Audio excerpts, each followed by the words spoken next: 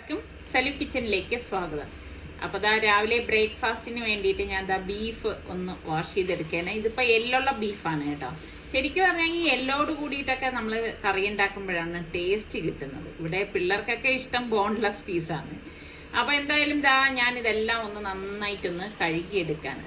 അപ്പം കഴുകിയെടുത്തിട്ട് ഞാൻ ഇപ്പം തന്നെ ഇത് കറിയാക്കാനായിട്ട് പോകണം. അപ്പം അതിനിടയിൽ ഞാൻ പലഹാരം ഉണ്ടാക്കാമെന്ന് എഴുതിയിട്ട് ഞാൻ പാനിലേക്ക് കുറച്ച് വെള്ളം വെച്ചിട്ടുണ്ട്. പിന്നെ നമ്മുടെ വെള്ളം വെട്ടി തിളയ്ക്കുമ്പോഴേക്ക് ഇതാ വറുത്ത പൊടി ഞാൻ ഇട്ടിട്ട് ഒന്ന് കുഴച്ചെടുക്കുകയാണ്. അപ്പം ഇന്നിപ്പോൾ സമയമില്ലാത്തത് കൊണ്ട് തന്നെ ഞാനിവിടെ എൻ്റെ ഇലക്ട്രിക് മിക്സറിൽ വെച്ചിട്ടാണ് ഞാനിത് മിക്സ് ചെയ്യാനായിട്ട് പോകുന്നത് കേട്ടോ. അപ്പോൾ പലരും ഞാൻ ഇതിനു മുൻപ് ഇതുപോലെ കാണിച്ചപ്പോഴേക്ക് കേക്കിന്റെ മിക്സ് കാണിച്ചപ്പോഴേക്ക് ചോദിച്ചിട്ടുണ്ടായിരുന്നു ഇതിൽ ഇതുപോലെ പത്തിരിക്കൊക്കെ കുഴയ്ക്കാൻ പറ്റുമോ എന്നൊക്കെ ഉള്ളത്. അതിന്റെ ബ്ലേഡ് ഉണ്ട്, കണ്ടില്ലേ? ആ ബ്ലേഡ് വെച്ചിട്ട് നമ്മൾ ആദ്യം ഒന്ന് സ്ലോ ചെയ്യണം.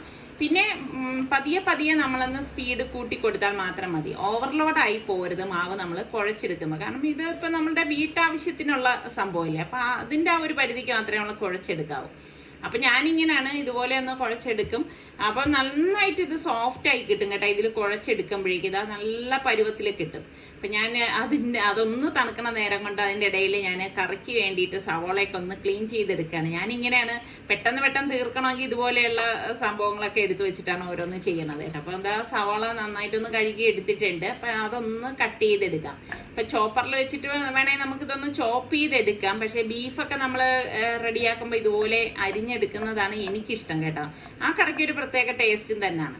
അപ്പം ഞാൻ സവോളയൊക്കെ അരിഞ്ഞെടുത്തിട്ടുണ്ട്. അപ്പം ഞാൻ ഇതിപ്പോൾ പ്രഷർ കുക്കറിലാണ് വേവിക്കാനായിട്ട് വെക്കുന്നത്. അപ്പം ഇതിൻ്റെ ഡീറ്റെയിൽ റെസിപ്പിയൊക്കെ ഇതിനു മുമ്പ് ഞാൻ ഒരുപാട് പ്രാവശ്യം കാണിച്ചിട്ടുള്ളതാണ്. അപ്പോൾ വെളിച്ചെണ്ണ ഒഴിച്ച ശേഷം നമുക്ക് ഇതാ 1 ടീസ്പൂൺ ഉലുവയിട്ട് പൊട്ടിച്ചു കൊടുക്കാം. അതുപോലെ തന്നെ 1 ടേബിൾ സ്പൂണോളം പെരിഞ്ചീരകവും 2 പട്ട അത്യാവശ്യം വലിപ്പമുള്ള എടുത്തിട്ടുണ്ട്. പിന്നെ 5-6 ഗ്രാമ്പു. പിന്നെ നമുക്ക് നമ്മൾ ഈ അരിഞ്ഞു വെച്ചിരിക്കുന്ന സവോള ഉണ്ടല്ലോ, അപ്പം അതും കൂടി ഇതാ ഇതിലേക്ക് ഇട്ട് കൊടുക്കാം. ഇട്ട് കൊടുത്ത ശേഷം ഞാനിതൊന്ന് വഴറ്റി കൊടുക്കുകയാണ് കേട്ടോ. ഇതുപോലെ ഒന്ന് വഴറ്റിയെടുക്കണം. അപ്പം ഇതൊന്ന് വഴലുന്ന നേരം കൊണ്ട് തന്നെ ഞാൻ ദാ ഒരു വലിയ പീസ് ഇഞ്ചിയും 4 പച്ചമുളകും 1.5 ഉണ്ട വെളുത്തുള്ളി എല്ലി എടുത്തിട്ടുണ്ട്. അപ്പം അത് ഞാനൊന്ന് ചതച്ചെടുക്കുകയാണ്. ഇപ്പം ഞാൻ നേരത്തെ സവോളയുടെ കാര്യം പറഞ്ഞതുപോലെ തന്നെ നമ്മളിപ്പം ചോപ്പറിലൊക്കെ ഇട്ട് ചോപ്പ് ചെയ്ത് എടുക്കുന്നതിനും ടേസ്റ്റാണ് ഇറച്ചിക്കറിയിൽ നമ്മൾ ഇതുപോലെ ചതച്ച് എടുത്ത് ഉപയോഗിക്കുമ്പോൾ കേട്ടോ. നല്ല ടേസ്റ്റാണ്. പിന്നെ നമുക്ക് സമയം ഇല്ലാത്ത സമയങ്ങളിലാണ് നമ്മൾ പേസ്റ്റ് ഉപയോഗിക്കുന്നത്. അപ്പം ഞാൻ എന്താ ഇതെല്ലാം ചതച്ചെടുത്തിട്ടുണ്ട്. അപ്പോൾ അത് ഞാൻ ഒന്ന് മാറ്റിയെടുക്കണം കേട്ടോ.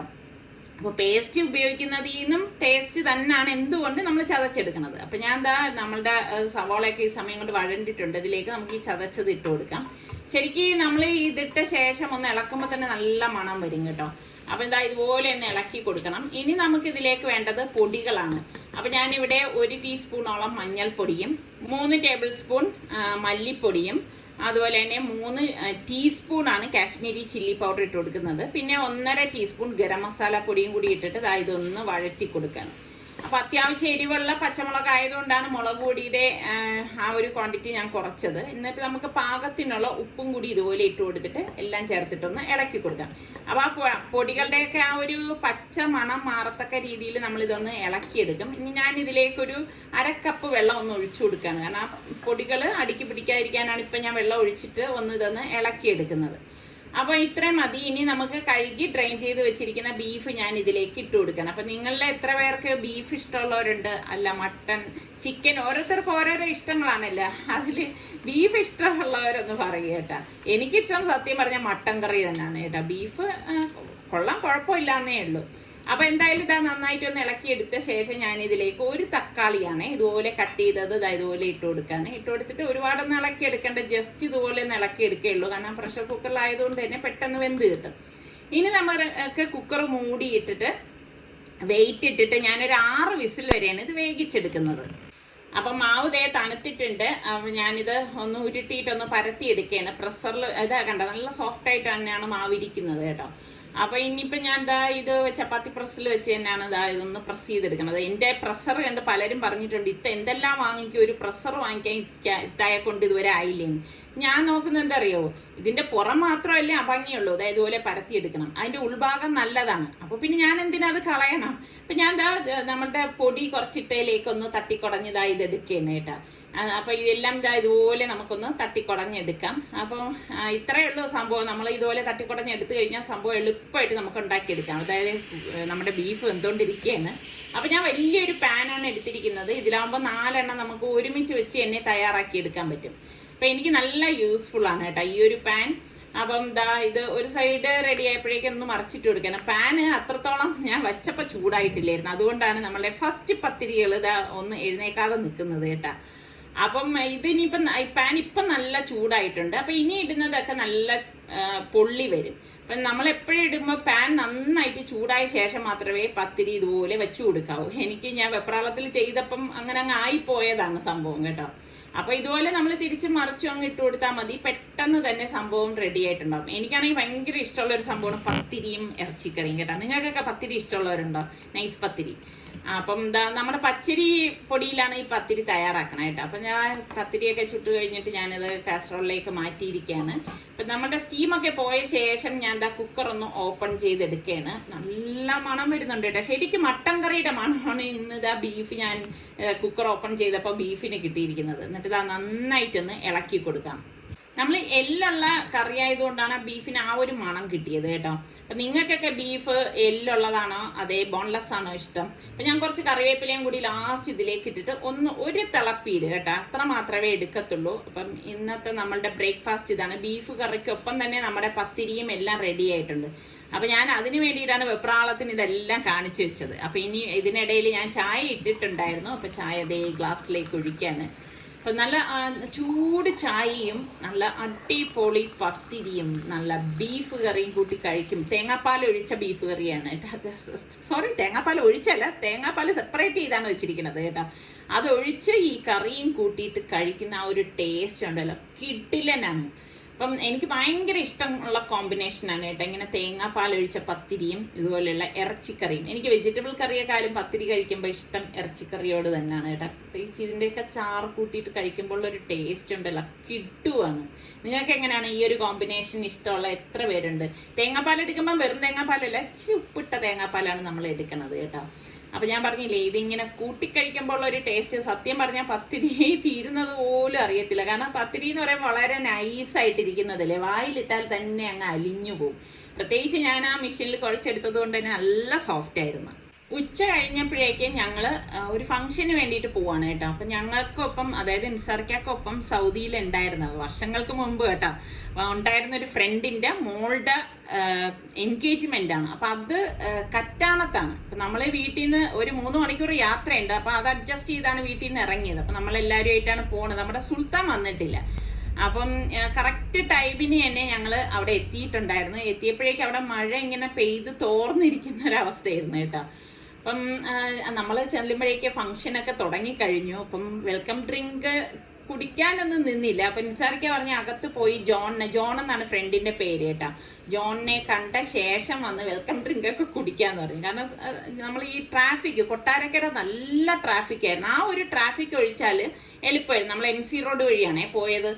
അപ്പൊ നമ്മള് ഉള്ളിലേക്ക് കിടന്നപ്പോ തന്നെ അവരുടെ ഫംഗ്ഷനും കാര്യങ്ങളും ഒക്കെ നടക്കുകയാണ്. അപ്പൊ ശരിക്കും പറഞ്ഞാൽ നമ്മള് ഇങ്ങനെ ഒരു ക്രിസ്ത്യൻ എൻഗേജ്മെന്റ് അല്ലെങ്കിൽ മാരേജിനൊന്നും അധികം പോയിട്ടില്ല കേട്ടോ. വളരെ വിരലിൽ എണ്ണാവുന്ന ഫംഗ്ഷനിൽ മാത്രമേ ഞങ്ങൾ അറ്റൻഡ് ചെയ്തിട്ടുള്ളൂ. അപ്പൊ അവരുടെ ചടങ്ങുകൾ എന്താണ് ഏതാണെന്നൊന്നും നമുക്ക് അറിയത്തില്ല. എന്നെ പോലെ തന്നെ മോൾക്കും ഇത് ആദ്യാനുഭവമായിരുന്നു കേട്ടോ.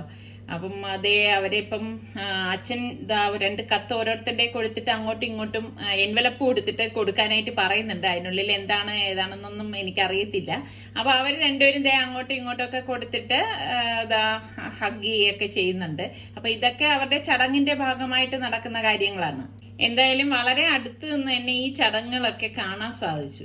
അപ്പൊ അതൊക്കെ കഴിഞ്ഞ ശേഷം നിസാറിക്കാടെ സുഹൃത്തുക്കളൊക്കെ ഒന്ന് കാണാൻ 10-30 വർഷം മുന്നേയുള്ള സുഹൃത്തുക്കളാണെങ്കിലും എനിക്ക് തോന്നുന്നു ഇവരെയൊക്കെ കണ്ടിട്ട് ഇപ്പൊ ഒരു 25 വർഷമെങ്കിലും ആയിട്ടുണ്ടാവും കേട്ടോ.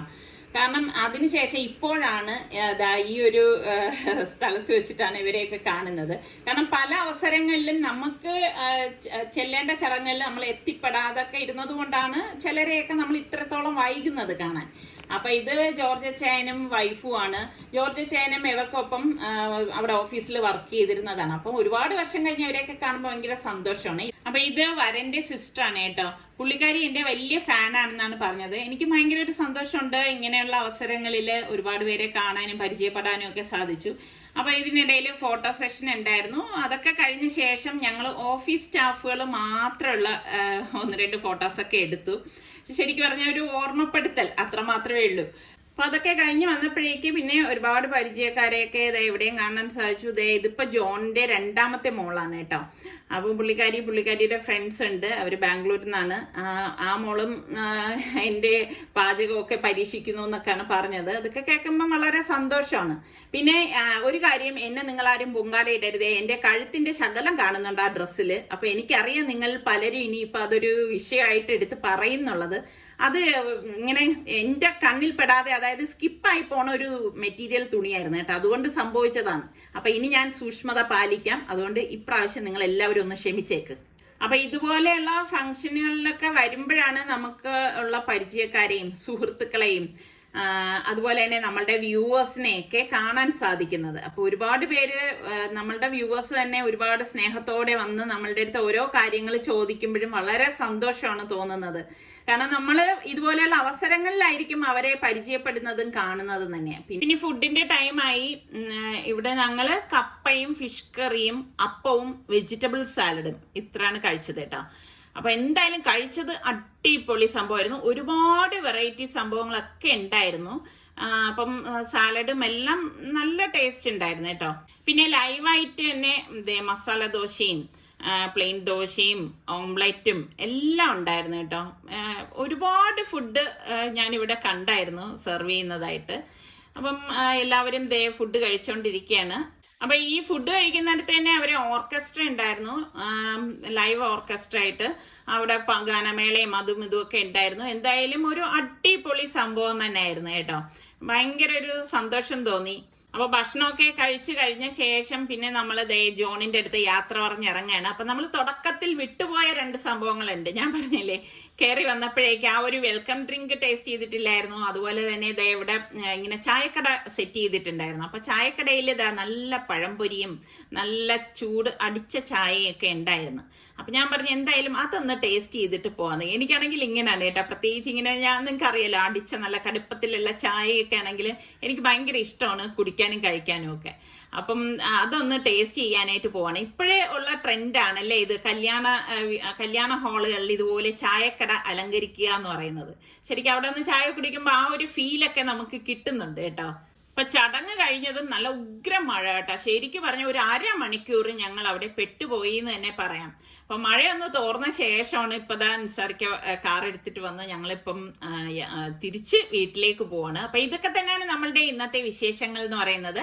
അപ്പൊ നിങ്ങൾക്ക് നമ്മളുടെ ചാനൽ ഇഷ്ടപ്പെടാണെങ്കിൽ സബ്സ്ക്രൈബ് ചെയ്യാത്തവരുണ്ടെങ്കിൽ ഒന്ന് സബ്സ്ക്രൈബ് ചെയ്യണേ. അടുത്ത നല്ല റെസിപ്പിയോ വ്ളോഗോ ആയിട്ടൊക്കെ കാണാം. അതുവരയ്ക്കും എല്ലാവർക്കും ബൈ.